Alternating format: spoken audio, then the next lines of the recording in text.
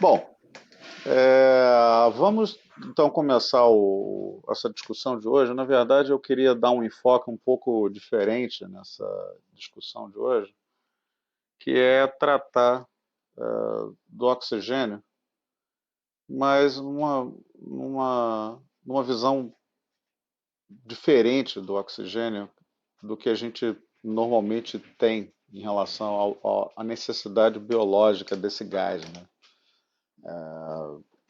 E, embora nós saibamos que esse gás é absolutamente necessário para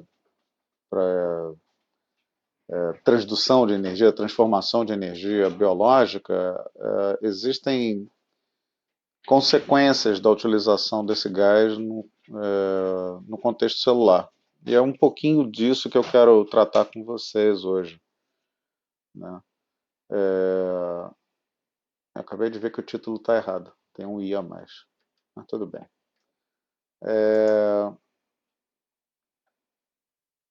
Então, esse gás, oxigênio, ele é um gás, é um elemento, na verdade, né, que na sua forma molecular ele tem propriedades muito peculiares. É um gás que é um elemento, na verdade, né, que é extremamente abundante na crosta terrestre. Na sua forma molecular, O2 representa 21% do, dos elementos, né, do gás presente na atmosfera. Além de ser um componente majoritário da água, que sustenta a vida.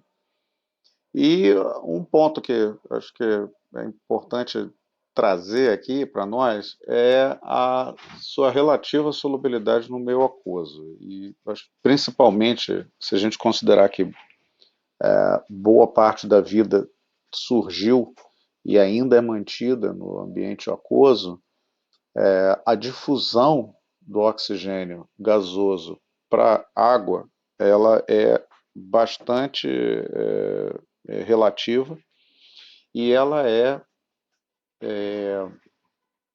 modulada pela temperatura, na medida em que quanto maior a temperatura da água, menor a solubilidade do oxigênio molecular no meio aquoso.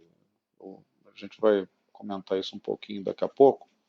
Isso explica por que em alguns, para alguns organismos, a temperatura da água influencia de forma tão importante o tamanho corpóreo, né? Mas um fato, além dessas características químicas do oxigênio, na verdade não o átomo, né, não o elemento, mas na sua forma molecular, O2, como existe na atmosfera, né, no ar, ele é um gás, né, um gás que não é inerte. Ele é uma molécula que é intrinsecamente reativa. E a gente percebe a reatividade desse gás no nosso dia a dia. Quando a gente deixa a manteiga do lado de fora da geladeira, né, os alimentos eles oxidam, principalmente gorduras oxidam, né? E metais de transição oxidam, enferrujam, né? Quer dizer, são consequências que a gente consegue perceber diretamente da reatividade do gás oxigênio. E essa reatividade do gás oxigênio, ela se explica por uma razão química. Essa é a distribuição eletrônica do gás oxigênio, O2, no seu estado fundamental, como ele se encontra na atmosfera, né? E o oxigênio molecular, como a gente pode ver aqui nos últimos orbitais de distribuição eletrônica, a gente vê que o oxigênio ele tem três orbitais incompletos, sendo um deles completamente vazio e dois deles parcialmente incompletos, sendo que esses dois, no seu estado anterior, de menor energia em relação a esse orbital mais externo, ele tem dois elétrons, cada um dele, cada orbital com um elétron, um orbital com um elétron, mas de mesmo spin, né? Então, lembrando da química, né? Cada orbital de um elemento ele é composto por dois elétrons, né? Então, para ele ser completo, ele precisa ter dois elétrons de spins opostos, como a gente vê aqui nos outros orbitais do oxigênio molecular. Então, esses dois orbitais, eles têm elétrons de mesmo spin, mas são incompletos, né? Falta um elétron em cada, em cada orbital, e um orbital absolutamente vazio. Quer dizer, o oxigênio molecular, na verdade, a reatividade do gás oxigênio, ela é dada em função, na verdade, desses orbitais que são incompletos. Quer dizer, ele é reativo, mas ele não é tão reativo contra outros chamados oxidantes, né, contra outros elementos ou moléculas oxidantes, né? E essa reatividade, na verdade, ela é uma característica que, na verdade, quimicamente, ela vai resultar ou na estabilização dessa molécula, seja doando esses elétrons para um aceptor qualquer, seja abstraindo elétrons desse outro par redox para completar esses orbitais, né? Na verdade, o que ocorre na respiração, né, na conversão de oxigênio molecular à água, lá na citocromo oxidase, na mitocôndria, é a redução completa do oxigênio à água. Então, na verdade, o oxigênio ele recebe um, dois, três, quatro elétrons e, ao completar esses orbitais, ele se estabiliza na forma de água, né? Quatro elétrons e quatro prótons. Então, esse acho que é o nosso ponto de partida, né? Seria o oxigênio, gás oxigênio como uma molécula que é intrinsecamente reativa. E essa reatividade, ela, na verdade, é definida, né, quimicamente pela presença de orbitais incompletos, o que, na verdade, estabelece o termo, né, chamado um radical livre, né? O oxigênio molecular, o gás oxigênio que nós usamos como aceptor final de elétrons, ele é um radical livre, por definição. Por quê?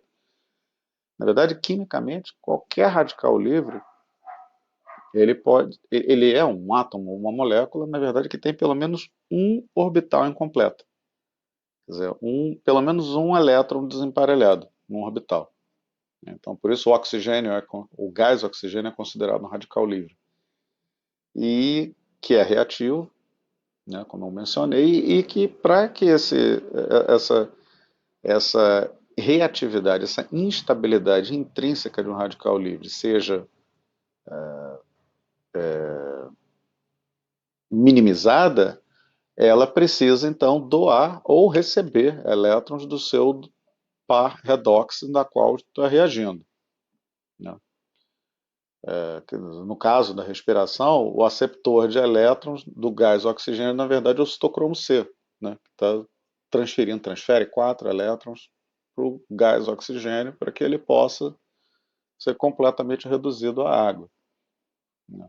E aí você atingiu a sua estabilidade plena, né? Então, na verdade, radicais livres, então, compreendem átomos ou moléculas que têm pelo menos um elétron desemparelhado. E, biologicamente, além do gás oxigênio, existem, na verdade, inúmeras radicais livres.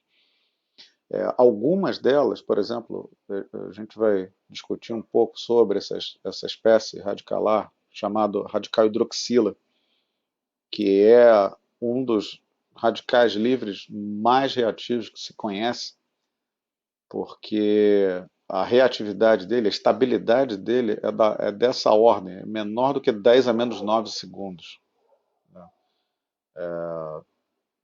Quer dizer, um radical extremamente reativo. Na verdade, ele é tão reativo que ele reage com a própria água, no local, no meio de reação onde ele é gerado, ele reage rapidamente com a água.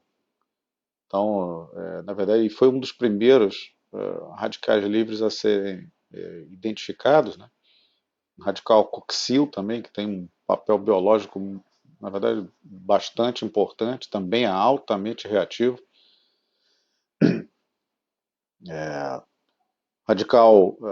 Radicais peroxil, na verdade, são outros radicais derivados de lipídios, né? Alcoxil e peroxil são radicais derivados de lipídios, que têm uma estabilidade, na verdade, uma reatividade um pouco menor, mas são radicais livres também. Então, aqui é só para. Seria para a gente ter uma ideia, né, de termos de reatividade. Então, radicais livres são espécies que são naturalmente instáveis e que tendem a atingir a sua estabilidade abstraindo ou doando elétrons para o seu par redox, né? Mas a ideia de que o ar, na verdade, ele é um componente associado a doenças, né, volta, a gente volta lá atrás na história, né? Da ideia de que uma série de doenças, na verdade, são transmitidas pelo ar. A varíola, por exemplo, ela foi responsável por dizimar boa parte da espécie humana durante milênios, né? É uma doença que é transmitida pelo contato, pelo ar, né? Essa percepção de que o ar tinha, na verdade tem uma propriedade maléfica, ela vem, né, da percepção de doenças como a varíola, né? Então Ramsés, o imperador egípcio, aparentemente morreu de varíola. Boa parte das populações indígenas na América também foi dizimada quando os espanhóis chegaram na América por varíola. Não só varíola, mas malária, né? Na verdade, o próprio nome da doença é malária, latim, né? Ar ruim, né? Porque os romanos perceberam que os sintomas dessa doença, na verdade, estavam atrelados à presença de lagos e águas paradas, né, com um cheiro ruim. Na verdade, eram pântanos, né, com cheiro ruim. Então, daí vem o nome malária, né? E é uma doença que ainda, até hoje, na verdade, dizima, principalmente na África hoje, né? E no Sudeste Asiático, mas já foi responsável por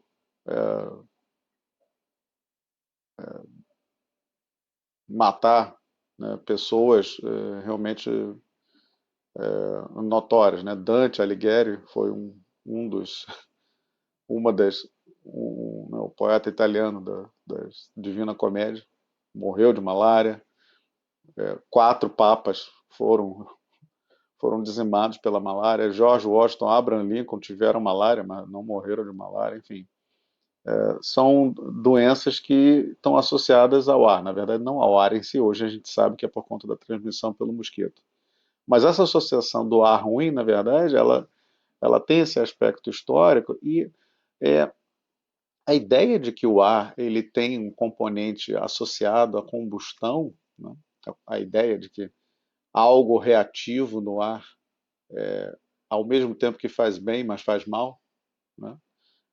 Sempre acompanhou a história do homem, né? E uma das primeiras observações de que o ar era um componente importante na combustão veio do experimento seminal de Filo da Bizantina, em que ele observa a queima de uma vela quando ele verte um frasco dentro de um outro frasco contendo água, né, e ele coloca esse frasco vazio dentro de para cobrir uma vela em chamas, ele vê que, obviamente, em algum momento essa vela apaga, mas à medida que o ar, né, a combustão vai acontecendo, o volume, parte desse volume de água do frasco de baixo vai subindo. Então, a ideia de que o que ele imaginou, na verdade, era que o ar estava sendo consumido e estava sendo eliminado para fora desse frasco, pelos poros do vidro. E, na verdade, o que acabou sendo demonstrado posteriormente é que, na verdade, você tem uma redução da pressão do ar aqui dentro, porque parte do oxigênio presente aqui nesse ambiente está sendo convertido a água, a vapor d'água que condensa na superfície interna desse frasco e com isso a pressão é reduzida. Mas a ideia de que então, mas não se sabia exatamente o que componente era esse no ar que permitia a combustão. E Malka, na China, séculos depois, começou a definir os componentes do que ele chamou de Yan, que o ar, seria o ar completo, ou depois Lavoisier lá na frente, né, acaba demonstrando, né, que tem os componentes que são responsáveis pela combustão, que seria o oxigênio, e o não responsável pela combustão, né? Então, Malka chama, né, do Yan e o Yu. O Yan seria nitrogênio, o equivalente ao nitrogênio, né? Não foi ele que descobriu o nitrogênio, mas o Yu, que seria o ar responsável pela queima, pela combustão. Aham. Na verdade, não é daí. Será que é daí que vem o seu nome? Não, na verdade foi de jogador de futebol. Ah, tá. Enfim. Antes fosse. É, Antes fosse daí. é. Mas foi Leonardo da Vinci que deu o primeiro passo na ideia de que componentes do ar seriam responsáveis pela combustão, na medida em que ele percebe que na ausência de ar não há combustão. Então, quando ele remove completamente o, o ar e tenta queimar uma matéria orgânica, ele vê que é impossível. Então, o ar, de alguma forma, é necessário para que a combustão possa acontecer. E foi a partir essas descobertas de Leonardo da Vinci foram os que levaram, na verdade, esses três pesquisadores, Carl Scheele, na Dinamarca, Joseph Priestley, na Inglaterra, e Antoine Lavoisier, na França, quase que simultaneamente e independentemente a chegarem à descoberta do oxigênio. E, na verdade, foi o Lavoisier que acabou estabelecendo a relação, quer dizer, o gás, a entidade molecular do ar, que era responsável pela combustão, foi co-descoberta por esses três cientistas, mas foi o Lavoisier que estabeleceu efetivamente a relação entre esse gás e a respiração. E aí essa é uma pintura representando o laboratório do Lavoisier aqui na época, né, em que ele tinha ele desenvolveu uma série de aparatos para medir a respiração, o gás da combustão. Aqui é a esposa dele que fazia todas as anotações dos experimentos dele. Então isso é uma representação, não um experimento, né? Ele coloca uma pessoa com uma máscara coletando então o ar da expiração dessa pessoa que passava então por um frasco e esse ar então era então aprisionado num outro frasco em que ele precipitava o ar da expiração, né? Que na verdade era o dióxido de carbono, que ele aprisionava na presença de uma base forte. Então foi a partir daí que e por esses estudos quantitativos, ele conseguiu estabelecer a relação entre a quantidade de gás carbônico produzido e calor produzido, e ele chega à relação de que, na verdade, a respiração nada mais é do que uma combustão mais lenta, né? Que, inclusive, proporcionalmente a quantidade de calor liberado pela respiração, ela é proporcional à quantidade de calor produzida pela combustão de qualquer matéria orgânica. A única diferença é a velocidade com que esses processos acontecem, né? A respiração é um processo mais lento. E, na verdade, essa equação é a equação, eu diria, fundamental da bioenergética, né? Que os elétrons presentes na matéria orgânica de qualquer ser vivo é transferido para o gás oxigênio, reduzindo esse oxigênio à água. E durante essa transformação, essa oxidação da matéria orgânica, nós temos descarboxilações e liberação de energia na forma de calor, né?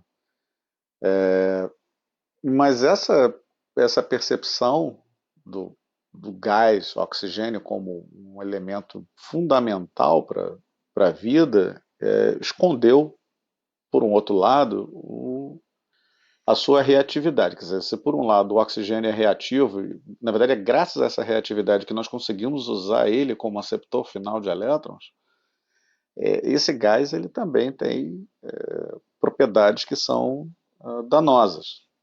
E a gente vai discutir um pouquinho disso, né? Na verdade, esse termo, né, o termo oxigênio, vem dos termos oxis, que significa ácido, e gene, gerador, do latim. Quer dizer, é um elemento capaz de gerar um ácido. Quer dizer, que ácido é esse, né? Quando a gente lembra a equação do Lavoisier, né, da respiração, isso é o ácido carbônico, né? Dióxido de carbono mais água formando ácido carbônico. Quer dizer, esse era o gerador de ácido que se trata, né? Porque qualquer combustão depende de oxigênio e o oxigênio é capaz de gerar um ácido, né? Então, na verdade, esse nome foi estabelecido pelo Lavoisier. Lavoisier também acabou descobrindo o gás hidrogênio, né? Gênio, mesmo princípio, né? Hidrogênio é o gerador de água, hidro, porque da combustão de hidrogênio com oxigênio você gera água também, né? Então daí vem o nome hidrogênio, né? Mas eu falava do oxigênio no sentido tóxico, né? E, na verdade, ao longo da história da evolução da história evolutiva da Terra, né? Se a gente considerar aqui os 4,5 bilhões de anos, né, de história desse planeta que a gente conhece, quase 2 bilhões de anos, né? 1,7 bilhão de anos, não havia oxigênio na atmosfera. Na verdade, se acredita que há mais ou menos, né, 2 bilhões de anos atrás é que começou a haver a produção de gás oxigênio por organismos fotossintéticos. E há mais ou menos 2,4 bilhões de anos atrás, que está marcado aqui nesse gráfico, né, esse gráfico aqui ele reflete a quantidade de oxigênio atmosférico, né? 100 aqui se representa 100% da tensão de oxigênio existente hoje. Ou seja, isso significa 21%, né? Ao longo da história evolutiva na Terra. Então, esse evento aqui, que está marcado em mais ou menos 2,4 bilhões de anos atrás, foi o chamado Great Oxidation Event, o grande evento de oxidação, que tudo leva a crer que houve uma explosão da produção de gás oxigênio pelos organismos fotossintéticos, que resultou no acúmulo de gás oxigênio na atmosfera. Então, repara que essa janela aqui, que está destacada, isso representa algumas centenas de milhões de anos, né, onde a tensão de oxigênio da atmosfera saiu de zero para algo entre 1 a 10%. E, obviamente, entre o aparecimento dos organismos fotossintéticos e o desenvolvimento de oxigênio, a produção e a liberação de oxigênio, levou-se aí algumas centenas de milhões de anos. Isso porque boa parte desse oxigênio que vinha sendo produzido, na verdade ele foi armazenado no manto, no manto terrestre, especialmente na forma, através da reação com ferro. Então, boa parte do oxigênio que foi produzido inicialmente pelos organismos fotossintéticos, ele não chegou na atmosfera porque ele reagia com o ferro das rochas. E esse ferro resultou, na verdade, na produção de óxido de ferro, que é o que, na verdade, a forma de ferro como ele existe hoje. Né? Os minérios de ferro são, na verdade, óxidos de ferro. E até saturar toda a reserva de ferro existente na crosta terrestre levou aí centenas de milhões de anos. Somente depois que esse estoque de ferro foi completamente saturado pelo oxigênio que ele começou a acumular. E aí houve em algum momento aqui, há mais ou menos, na verdade aqui, né, há mais ou menos 350 milhões de anos atrás, a gente vê essa bolinha aqui, esse picozinho aqui, houve um segundo evento que foi aqui há mais ou menos 300 milhões de anos atrás, houve um salto na tensão de oxigênio na atmosfera que saiu da ordem de 15% para algo em torno de 35%. E foi nessa época aqui, há mais ou menos 300 milhões de anos atrás, que nós temos os registros fósseis de organismos de gigantismo, né, biológico. Um deles foi, tem esse registro dessa espécie de libélula, do gênero Meganeura. Esse é um registro fóssil extraído de uma rocha aqui na região do Rio Grande do Norte, no Nordeste brasileiro. Essa, essa libélula, só para vocês terem uma dimensão, né? Ela tinha esse tamanho. Ela tinha algo em torno de 1 metro de envergadura.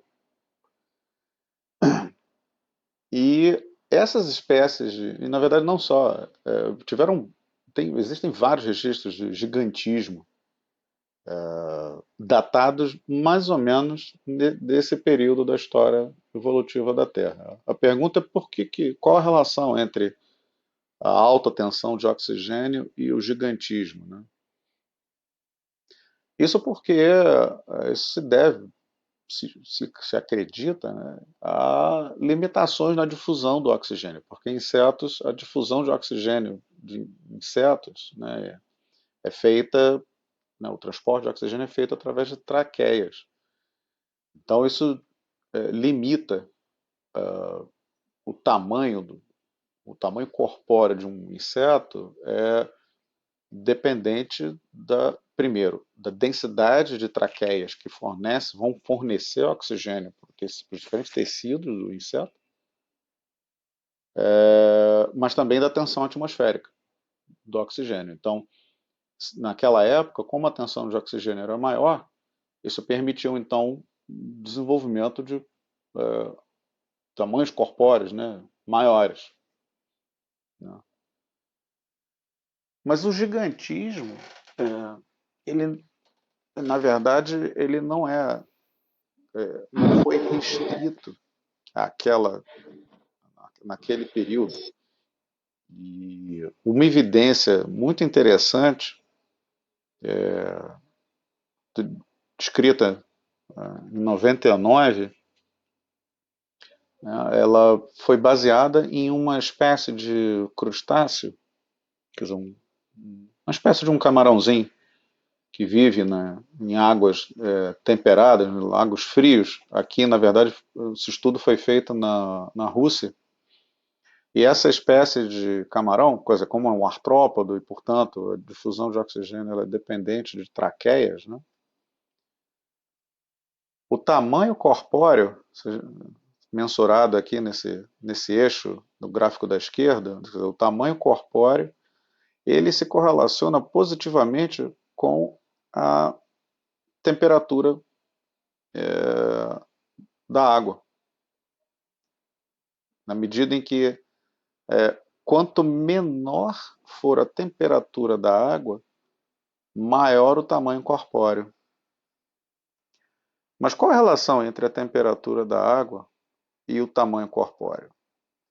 Lembrando aqui que o oxigênio ele tem uma capacidade de difusão, o oxigênio molecular ele tem uma capacidade de difusão da fase gasosa para a fase aquosa de uma maneira dependente da temperatura. E essa relação ela é inversa. Então, quanto menor a temperatura do meio aquoso, maior a solubilidade do oxigênio. Né? Então, quando esses pesquisadores mediram não só a temperatura da água, mas o conteúdo de oxigênio dissolvido nos diferentes locais, cada ponto aqui reflete o tamanho dos crustáceos coletados em diferentes pontos na Rússia. Então, há essa relação linear. E se a gente olha o tamanho corpóreo em função da quantidade de oxigênio dissolvido na água, a gente vê que a relação é praticamente linear. Ou seja, quanto maior a quantidade de oxigênio dissolvido, maior o tamanho corpóreo desse bicho. Poxa, legal, né? Quer dizer, então o gigantismo ele pode ser é um fenômeno que se manifesta hoje, sim, e de uma maneira que é dependente da disponibilidade de oxigênio. Nós não sofremos isso porque nós utilizamos o oxigênio a 21%. E as variações de oxigênio que nós experimentamos, né, mesmo se a gente pensar numa população lá no Tibete, né, a 5 mil, 4 mil, 5 mil metros de altitude, em que a pressão parcial de oxigênio é bem menor. Né? Existem mecanismos compensatórios. Na verdade, apesar da redução da tensão de oxigênio atmosférico que a população no Tibete experimenta, nosso corpo tem mecanismos de compensar essa hipóxia ambiental, aumentando mecanismos fisiológicos e bioquímicos para transferência de oxigênio na circulação. Então, na verdade, as populações do Tibete não sofrem nanismo por hipóxia, porque há uma compensação. Nesse caso aqui, não. Né? Nesse caso, é um organismo que sofre uma variação na pressão de oxigênio absurda. Né? E não há mecanismos compensatórios aqui. Né? Na verdade, há limitações severas. E as limitações elas são dadas em função da disponibilidade de oxigênio. Né? Marcos, Diga. eu tenho duas perguntas. Diga. A primeira é em relação à concentração de gases na atmosfera. Você já ouviu falar, isso é uma pergunta bem viajante.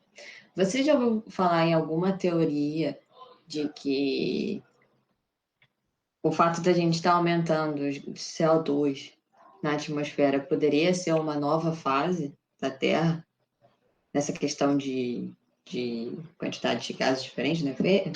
Gases não, né? Elementos.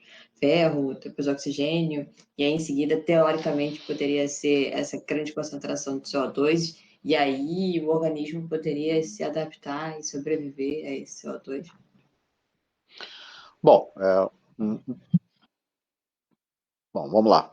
Sim, eu acho que sim. Inclusive, há uma discussão que eu não tenho acompanhado de forma muito próxima, mas eu sei que há uma discussão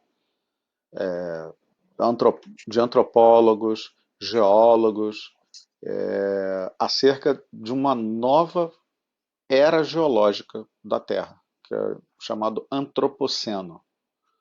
Sim, sim, isso eu Talvez você já também tenha ouvido li, falar mas eu disso, também não acompanho. né? É. Quer dizer, o que seria isso, né? Seria uma era geológica da Terra, onde a estrutura geológica da Terra foi modificada pela ação humana, né? Isso é um lado, né? Então, olhando o efeito do homem na Terra. Você está falando o contrário, o efeito da Terra no homem, né? Bom, por conta, por Na exemplo, verdade, que o homem gerou, né? Porque essa liberação de gases na atmosfera vai gerar um problema enorme. sim, sim, Mas eu não sei se isso vai chegar ao ponto de substituir o oxigênio, por exemplo, e fazer com que a gente se torne dependente agora de outros gases, não mais do oxigênio. A gente tem que se adaptar, a gente não, né? O organismo vai se adaptar ao ponto de criar uma nova fase aí para a humanidade. claramente, né? Principalmente por conta do efeito de gases, né? Gases chamados de efeito estufa, né? CO2, metano, né? Que são produzidos não só por atividade biológica, né?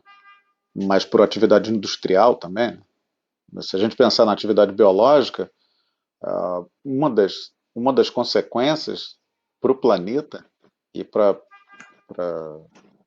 a própria geoquímica do planeta é a produção de gases de efeito estufa, que, por exemplo, metano. Né? Metano é um gás que contribui para o efeito estufa, para o aquecimento global. E metano é produzido através de fermentação metanogênica, né? Bactérias metanogênicas, principalmente na microbiota de ruminantes, né? Boi, gado bovino em particular, né? Então isso certamente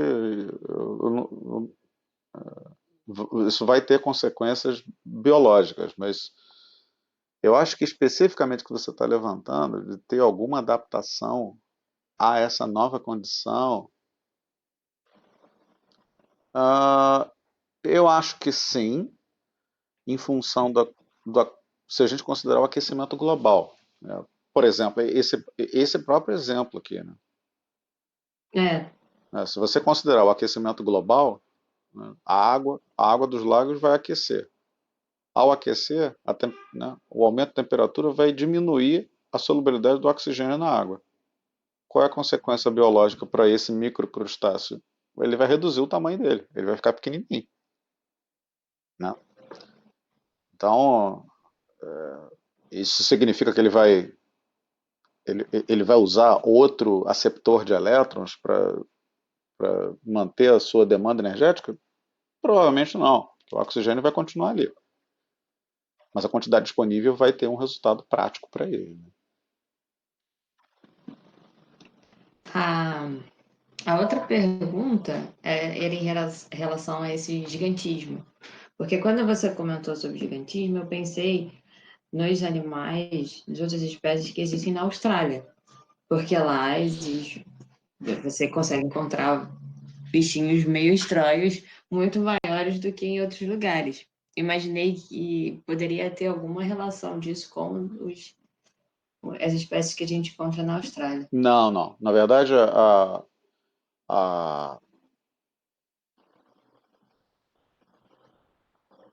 a diversidade tão única da Austrália, ela se dá por uma outra razão. Ela se dá pela separação na, quando a- havia a Pangeia, né? Que eram todos os continentes únicos, né?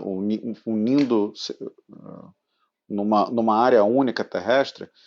Quando a Austrália se separou, ela carregou, separou espécies que eram é, únicas naquele momento da história evolutiva da Terra. Então, na verdade, essa separação, que eu não lembro, eu não sei te dizer exatamente quando que isso aconteceu, quando que a Austrália, o continente, né, a Australásia, na verdade, ela se separou. Mas eu sei que essa característica única da, da biologia na Austrália, ela é causada pela separação diferencial daquele continente naquele período. Não tem nada a ver com oxigênio, não. Ah, tá. Tá? Isso. Então, esse é um exemplo do lado, o lado positivo do oxigênio, né? E o interessante é que um outro exemplo de gigantismo moderno, né? Esse trabalho de 2007, feito foi usando o Tenebro Molitor, um besourinho, como modelo. Eles medem, esse trabalho foi muito interessante porque ele prova, agora não com um crustáceo pequenininho, mas com um inseto, um bicho maior, que o tamanho corpóreo, ele se dá, ele estabelece uma relação linear, proporcional e positiva com a densidade de traqueia, né? E, na verdade, isso foi medido através de tomografia de raio-x, que é possível observar as traqueias, né, do inseto. Dá para ver aqui essas ramificações todas aqui, tudo isso é traqueia. Então, estabelecendo a quantidade, a área de traqueias em função da área corpórea, você tem a densidade de traqueia. E, na verdade, a densidade de traqueia ela é proporcional à quantidade de oxigênio. Quanto maior a quantidade de oxigênio, maior a densidade de traqueia. Precisa mais traqueia para fornecer mais oxigênio. Ou seja, isso aqui, na verdade, seria uma medida indireta da tensão de oxigênio. Então, quanto maior a quantidade de oxigênio, maior o tamanho corpóreo. Quer dizer, isso vale, né? Mas para organismos que não têm controle interno, fisiológico ou bioquímico, para manter a homeostase de oxigênio no corpo, como acontece no nosso caso, né? Então, se por um lado fornecer mais oxigênio pode ser bom para esses organismos, até um certo ponto, né? Ele tem um lado ruim, né? E as primeiras evidências que apontaram a toxicidade do oxigênio, na verdade, foram ainda no século XIX, na virada do século XIX para o século XX. O primeiro deles foi pelo médico francês Paul Bert, que em 1878 ele descreveu o efeito convulsivante do oxigênio, em que ele observou que quando ele mesmo, ele se colocou como modelo para estudar o efeito da hiperóxia hiperbárica. E ele mesmo sofreu as consequências de convulsão, né? E, obviamente, ele estendeu essas observações em modelos animais e ele percebeu que, em questão de minutos, uma cobaia morria. Então, essa foi a primeira evidência da toxicidade do oxigênio no sistema nervoso central, né? Poucos anos depois, né, o outro médico escocês, Lawrence Smith, descreve o efeito da toxicidade do oxigênio para os pulmões. E ele observa que animais mantidos a uma concentração de 75% de oxigênio, ou até mais, causam um dano tecidual no pulmão e leva à morte desses modelos em que ele testa em poucos dias, né? Na verdade, essa toxicidade, se a gente observa uma histologia pulmonar, né, normal, a gente vê aqui uma organização dos alvéolos normal, e quando dias após a exposição entre 80% a 96% de oxigênio, a gente vê um infiltrado inflamatório, com células inflamatórias, típicas de uma lesão inflamatória no pulmão. Quer dizer, o oxigênio é necessário, mas ele em altas concentrações ele é tóxico, né? Se não controlado, isso é um raio-x torácico, né? Uma pessoa mantida com concentrações mais elevadas de oxigênio. A gente vê uma lesão já com médio prazo e a longo prazo, uma lesão pulmonar severa. Por isso o oxigênio tem que ser muito controlado no ambiente hospitalar, quer dizer, principalmente os pacientes intubados, né, precisam ter um controle estrito do oxigênio justamente para evitar a lesão pulmonar causada pelo oxigênio. Já na virada do século XX, o John Scott Haldane, ele reporta de maneira mais detalhada os efeitos da toxicidade do oxigênio no sistema nervoso central. E ele descreve em minúcias, esse é o trabalho original dele, publicado em 1908, em que ele descreve exatamente o que acontece quando uma pessoa passa por um efeito neurológico da hiperóxia hiperbárica. E ele descreve que as dores que ele sente, porque ele começa a ter lesão periférica também. E essas lesões, elas permanecem, na verdade ele carregou essas lesões para o resto da vida. Claro, um experimento desse jamais seria autorizado hoje, mas ele se submeteu a o que ele descreve, né, um estado de terror, em que ele se mantinha dentro de câmara, ele construiu uma câmara hiperbárica de modo a estudar os efeitos da toxicidade do oxigênio. Ele nunca mais chegou perto de uma câmara dessa, mas graças à coragem, talvez até à loucura do Haldane, a gente conhece um pouco melhor os efeitos tóxicos desse gás, né? E na Segunda Guerra Mundial, inclusive, os marinheiros da Marinha inglesa que navegavam nos submarinos da Marinha inglesa durante a Segunda Guerra Mundial, muitas vezes eles tinham que sair do submarino porque ele era atingido, né? Ou então esses mergulhadores eram colocados para colocar minas em navios alemães. E esses mergulhadores, né, que usavam essa vestimenta ainda rudimentar, né, bastante rudimentar, eles não tinham muita proteção à toxicidade do oxigênio, né?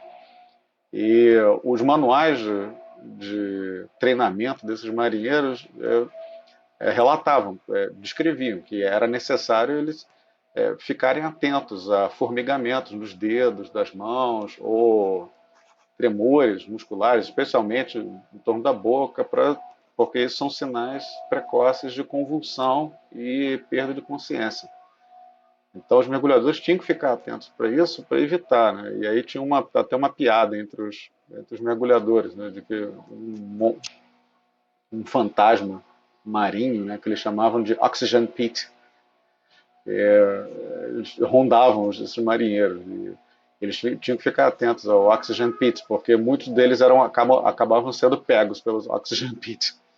Muitos deles morriam, né? Tem convulsões a dezenas de metros na profundeza do mar e ficavam por lá mesmo, né? Mas o grande salto, na verdade, em termos da toxicidade do oxigênio, embora até aí a ciência não tinha muito conhecimento do por que o oxigênio era tóxico, na verdade surgiu voltando um pouco atrás na história, né? Aí voltando ali a virada do século XX, foi na verdade por duas descobertas. Uma pelo Henry Jones Hortman Fenton, quando ele descreve nesse trabalho de 1894 a reação entre ácido tartárico, peróxido de hidrogênio e quantidades traças de ferro. E ele descreve, então, o que a gente conhece hoje como a reação de Fenton, que é uma das reações mais importantes e conhecidas da química radicalar, porque ela descreve a cisão heterolítica do peróxido de hidrogênio por um metal de transição, no caso, o ferro. E essa cisão heterolítica, ela, na verdade, ela é consequência da oxidação do ferro e da redução do peróxido de hidrogênio, formando a ânion hidroxila e o radical hidroxila, que é aquele radical que eu mencionei, o radical dos radicais mais reativos, mais instáveis que se conhece. Então, essa reação, na verdade, ela vem sendo descrita, inclusive do ponto de vista biológico, em uma série de modelos. E a segunda grande descoberta química foi feita por Moses Gomberg, em 1900, nesse trabalho publicado na JACS, em que ele descreve o primeiro radical livre orgânico, uma molécula orgânica onde um átomo de carbono tem um elétron desemparelhado. Então, ele sintetiza esse composto trifenilmetil e a síntese desse radical livre centrado em carbono começa então a levantar, a fazer os cientistas pensarem que talvez radicais livres possam existir no ambiente biológico. Então, essa descoberta do Gomberg foi crucial porque abriu as portas da química para o ambiente biológico. Né? E eu vou parar por aqui, né? São 11 horas, e aí na semana que vem a gente vai discutir agora quais foram as descobertas que levaram a nós entendermos de uma forma mais clara como que os radicais livres desempenham papéis biológicos relevantes. E a gente vai começar na semana que vem a discutir esse primeiro trabalho, que foi publicado em 1954 pela Rebecca Gershman, que trata da potencialização do efeito citotóxico da radiação ionizante pelo oxigênio. Esse trabalho a gente vai discutir ele um pouquinho melhor na semana que vem, e aí a gente conversa e discute mais sobre a toxicidade do oxigênio.